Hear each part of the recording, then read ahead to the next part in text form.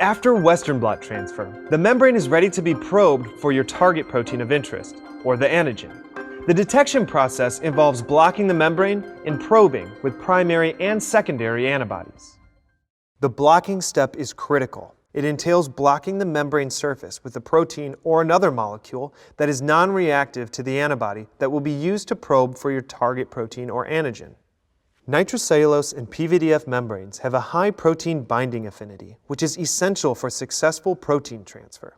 The blocking step ensures that the antibody binds specifically to the antigen rather than non-specifically to the membrane surface.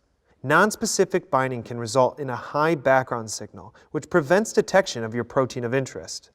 Blocking buffers are often comprised of tris or phosphate buffered saline with tween 20 detergent and up to 5% of a non-reactive protein, such as bovine serum albumin, non-fat milk, casein, or gelatin. There are also protein-free blocking buffers that eliminate problems associated with traditional protein-based blockers, such as cross-reactivity and interference from glycosylated proteins. The exact formulation of blocking buffer and the incubation period depend on the membrane type, the antibody, and the substrate system used. Identifying the formulation that yields the highest signal-to-noise ratio requires empirical testing. To block your membrane, cover the membrane with blocking buffer and incubate for 30 to 60 minutes at room temperature with gentle agitation. For typical incubation trays, use at least 15 milliliters for mini blots and 30 milliliters for midi blots to fully cover the membrane. Avoid low volumes, as differences in agitation and coverage can produce high or uneven background.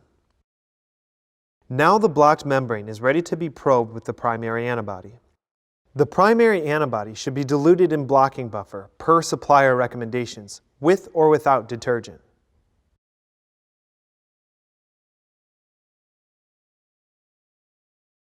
Incubate the membrane with gentle agitation for 1 hour at room temperature or overnight at 4 degrees Celsius.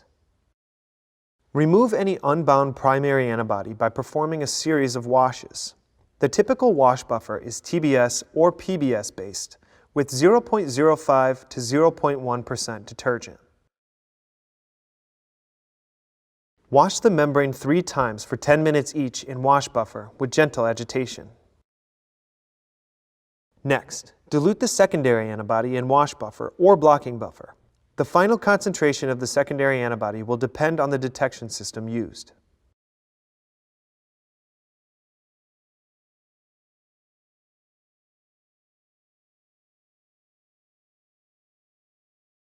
Incubate the membrane for 1 hour at room temperature with gentle agitation. Remove any unbound secondary antibody by performing a series of washes. Wash the membrane 6 times for 5 minutes each in wash buffer with gentle agitation. Washing at this step is important to help limit background signal. The membrane is now ready for detection. Find out more information about buffers for Western blotting at thermofisher.com/westernbuffers.